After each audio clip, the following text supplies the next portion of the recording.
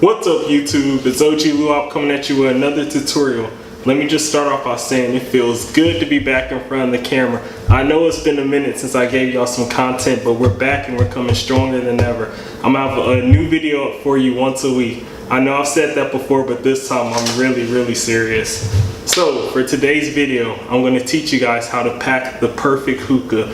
I'll be using the Shisha Bucks product, their micro hookah. This base is amazing. I've had it for about a year now. And I actually was shooting a review video on this last year. My friend Donna, she still has all the footage and we just never put it together and uploaded it. But I'm going to do one for you today, so let's jump right into it. Okay, so the very first step I always do is I take my hookah base, clean it out and everything, then I fill it with ice. I like it to be more fresh. It's fresher, it's cooler and refreshing when your hookah is colder when you inhale it, in my opinion. So that's why the first thing I always do is clean it out, then fill it with ice before I add my water. Okay, so your next step is to add some chilled water to the hookah. So on most hookahs, especially the Shisha Bucks, more modern hookah, they have some sort of line, or they'll put a symbol or something to let you know which is the most efficient level of water to add to your hookah. So as you can see on Shisha Bucks, there's a line right here. I actually like to pour my water just maybe a quarter of an inch lower than that line. That way when the ice starts to melt, then it won't overflow. And if it overflows, then it'll mess up your quality of your clouds in your hookah. Okay, so this next step is one of the most important in my opinion, and a lot of people skip this step.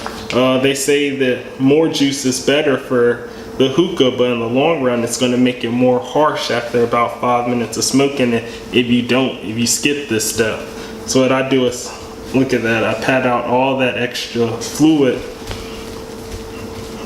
just dry out my tobacco a little bit. You can see how I do it.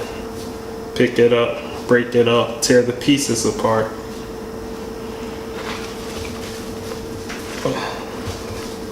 You can just take a paper towel. Sometimes I'll have a little hookah towel near my setup and I'll use that. But this is what I think, this is the most important step, more important than the ice, water level, everything, is to get some of that excess juice out.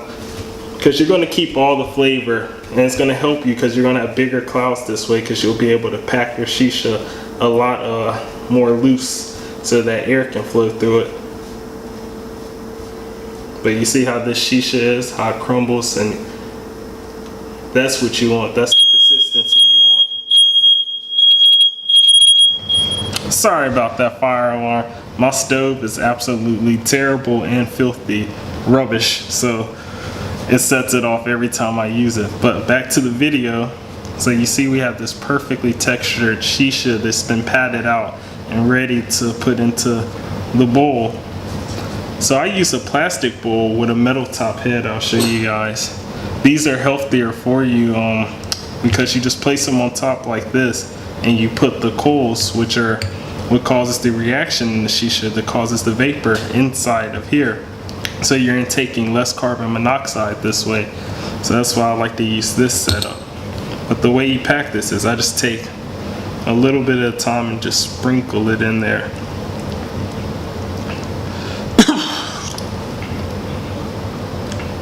I don't want it to be packed too tight so that air can't flow through it, so I just sprinkle it in there, let it fall naturally. But you see how I'm not overfilling it? I'm just getting it naturally in there to fit and sit just perfectly right. Flaky leaves upon each other.